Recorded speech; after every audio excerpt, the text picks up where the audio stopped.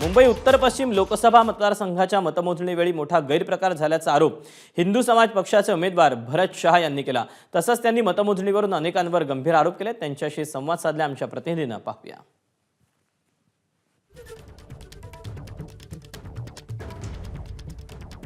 लोकसभा निवडणुकीत उत्तर पश्चिम या मतदारसंघात आरोप प्रत्यारोपांच्या फैरी झडल्या होत्या। मतदान केंद्रांवरती मोबाईल वापरण्यावरून वनराई पोलिसांनी गुन्हा देखील दाखल करण्यात आलेला आहे। या संपूर्ण प्रकरणात जे तक्रारदार होते हिंदू समाज पार्टीचे, ते आपल्यासोबत भरत शहा आहेत। साहेब, काय सांगाल? 4 जून रोजी मतदान ज्यावेळी काउंटिंग सुरू होतं त्यावेळी तुम्ही स्वतः तिकडे होतात, काय नेमकं तिकडे तुम्ही पाहिलं?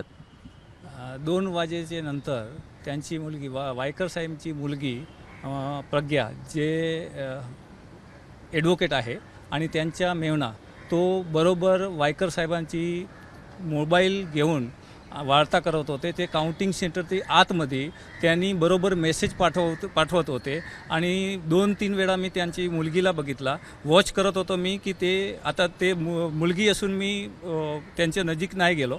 पण त्यांनी जेव्हा त्यांचे मामाला म्हणजे वायकर साहेबांचे मेवणीला जेव्हा फोन ट्रान्सफर दिला तेव्हा मी त्यांना धरला आणि त्यांना मी घेऊन आरो मॅडमकडे गेलो आणि त्यांना सांगितलं मी आणि अरोरा साहेब होते आणि त्यांना बोललं की आतमध्ये मोबाईल आला कसा काय, तर त्यांनी सांगितलं की तुम्ही आता हे आतमध्ये पोलीस येणार नाही, तुम्ही बाहेर घेऊन जावा। त्यांच्या माणसासोबत आम्हाला पाठवला आणि ते आम्ही त्यांच्या कंट्रोल रूमला आम्ही घेऊन गेले।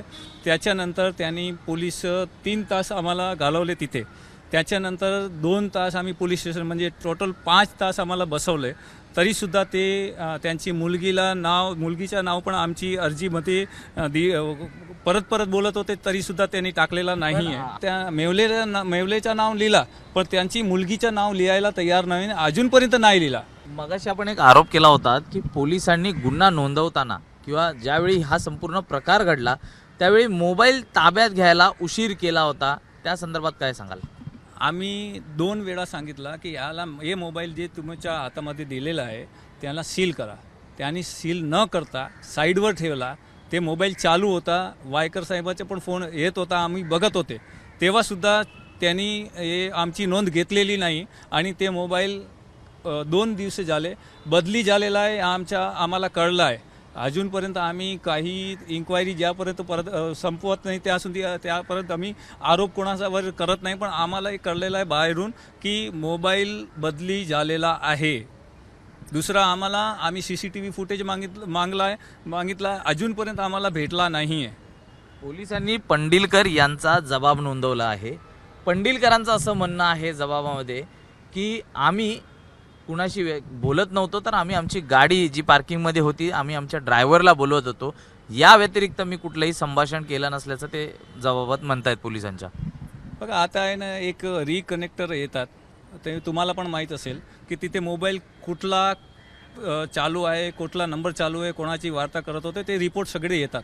आज आमची जे सॉफ्टवेअरची आहे ना ते लई पुढे गेलेली आहे, तो रिपोर्ट पण मागवा ना, का मागत नाही? कोणाचा फोन होता, कोणाची वार्ता करत होते, सगळे येणार आहे की पोलीस कुठेतरी कोणाला वाचवण्याचा प्रयत्न करतात का, दबावाखाली काम करतात असं वाटतंय? 100% ते दबावायचे आणि ते वाचवण्यासाठी हे कलम जे लावलेली आहे ना ते पण खोटी आहे। आम्ही म्हणतोय ते आता हे देशद्रोहीचा केस आम्हाला वाटतोय आणि आम्ही सांगितलं तो पण कलम आमच्या ॲडव्होकेटनी पण सांगितला की हे कलम लावली पाहिजे, तरीसुद्धा त्यांनी कलम न लावता आणि तहसीलदारचा FIR घेतला। आम्ही अर्जदार आहो, आम्ही कंप्लेनर आहो, आमची FIR न घेता ते तहसीलदारची FIR घेतली आणि त्याच्यामध्ये आम्हाला फक्त विटनेस म्हणूनच नमूद केला।